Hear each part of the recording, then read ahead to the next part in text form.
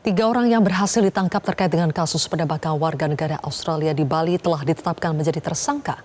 Ketiga tersangka pria berinisial D, C, dan T ditangkap di tempat berbeda. Dua diantaranya di luar negeri dan satu di Bandara Soekarno-Hatta, Tangerang, Banten. Namun polisi belum memberikan lokasi dan negara tempat para tersangka. Dalam hal ini pemirsa, Polri bekerja sama dengan kepolisian Australia dan Interpol. Polisi menyatakan pelarian para tersangka dari Bali berawal menggunakan motor hingga Kabupaten Tabanan, lalu pindah menggunakan mobil menuju Jakarta. Polisi berhasil mencegah keberangkatan satu orang dari Bandara Soekarno-Hatta, sementara dua tersangka lainnya sudah dalam penerbangan dan berhasil ditangkap di luar negeri.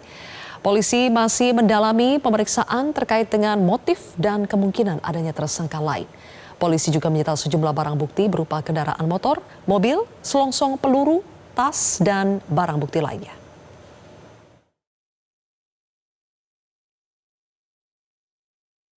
Dengan kerjasama dengan pertama ini antara Polda Bali dan Polres Badung ini kerjasama dengan Bariskrim, kemudian juga bekerja sama dengan imigrasi, juga bekerja sama dengan Divisi Hubungan Internasional dan tentunya dengan MCP Interpol terkait negara-negara yang tergabung di dalam Interpol, sehingga jejak yang bersangkutan ini bisa di tracing dan kemudian tadi malam sudah berhasil diamankan 3 tersangka dari luar. Apa sebenarnya motif dari penembakan turis asing di Bali ini? Benarkah ada perang gangster narkoba di balik penembakan tersebut? Kami akan membahasnya bersama dengan kriminolog UI Prof. Adrianus Meliala. Selamat sore Prof. Adrianus. Selamat sore Mbak Zilvia. Baik, Prof, kasus ini pertama kali dikomentari oleh Kapolri, bahkan Kapolri juga yang mengumumkan penangkapan. Apa yang bisa Anda simpulkan sementara dari kasus ini, Prof? Apakah patut diduga bahwa ini adalah kasus besar? Ya, karena ini direspons oleh Kapolri, maka tentu saya menduga bahwa sudah ada hotline antara Kepala Kepolisian Federal Australia mengontak Polri untuk meminta tolong ya, dan ini bisa dimaklumi mengingat hubungan antara Kepolisian Indonesia dan Kepolisian Australia itu dekat sekali.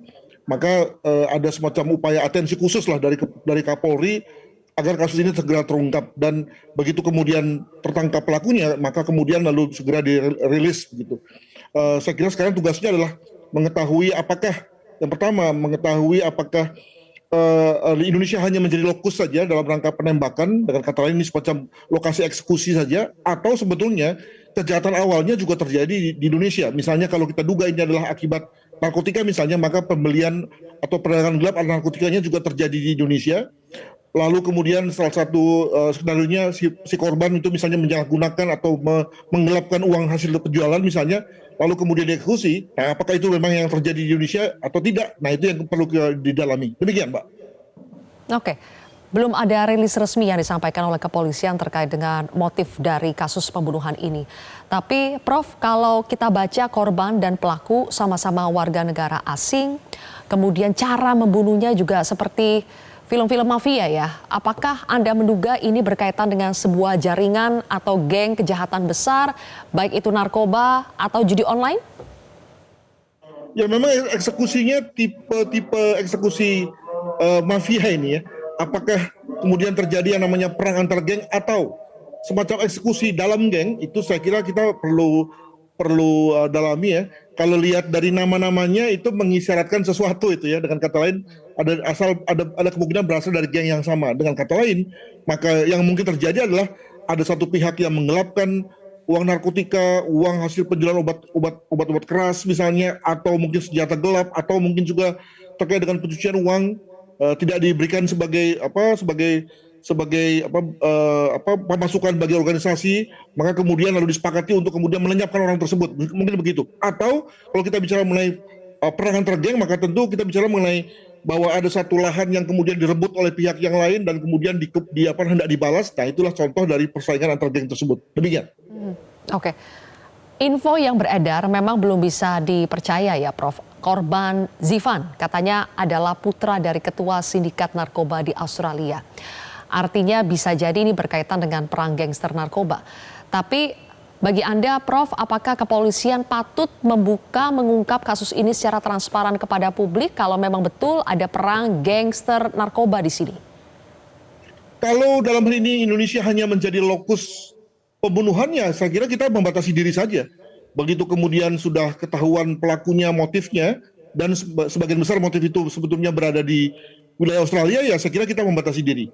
Tetapi kalau misalnya tadi bahwa perdagangan narkotikanya itu terjadi di Indonesia, lalu upaya pencucian uangnya juga terjadi di Indonesia, dan lalu upaya penggelapannya juga di Indonesia, maka tentu ya wajar kalau kemudian kita tidak bisa hanya membatasi pada kasus pembunuhannya saja, kan begitu. Jadi saya kira amat tergantung pada apa yang sebetulnya terjadi. Disitulah lalu kemudian kita berpijak dan melangkah. Demikian. Artinya selain mengungkap kasus pembunuhannya, tetapi juga apakah kepolisian di Indonesia juga harus mengungkap kejahatan awalnya itu apa? Ya kalau di Indonesia terjadinya ya iya, ya mau nggak mau begitu ya. Tapi kalau misalnya terjadinya di tempat lain dan di Indonesia adalah hanya sebagai tempat untuk asasinasinya saja atau pelenyapan dari orang yang diduga menggelapkan saja, atau pelenyapan dari orang yang diduga sebagai musuh, ya saya kira kita membatasi diri. Karena kalau tidak lalu kemudian kita akan dianggap sebagai grecoki ya, padahal itu sesuatu yang tidak ada dalam jurisdiksi kita. Namun demikian saya kira ini juga menjadi satu isu yang akan banyak ditemui ya, ketika international crimes itu mulai banyak ditemui di Indonesia, di mana tadi ada berbagai macam varian, pelakunya orang Indonesia tapi lalu modusnya di luar negeri, pelakunya orang luar negeri tapi lokusnya dalam negeri, atau pelakunya orang luar negeri, modusnya luar negeri, tapi pencucian uangnya dalam negeri. Nah, varian-varian inilah yang saya kira perlu dibuat fasih ya para penegak hukum Indonesia, guna kemudian bisa melakukan penegakan hukum yang proper ya, sehingga kemudian lalu memuaskan semua pihak. Demikian. Terakhir, Prof, 2 korban yang ditembak itu kan ceritanya sedang berlibur di Bali ya. Mereka statusnya itu sebagai turis. Jadi kalau dilihat dari situ, apakah ada alasan khusus kenapa Bali yang menjadi lokasi eksekusi, atau Anda melihat ini hanya kebetulan saja? Ya bagi orang Australia kan Bali itu adalah tempat berlibur ya bagi semua orang Australia gitu. Sehingga lalu menjadi tidak heran kalau kemudian ada orang yang berlibur, lalu kemudian tempat liburan itu sudah diketahui dan disitulah lalu kemudian dieksekusi. Jadi saya tidak melihat terlalu jauh ya bahwa Bali itu lalu menjadi satu tempat yang kemudian lalu berbahaya.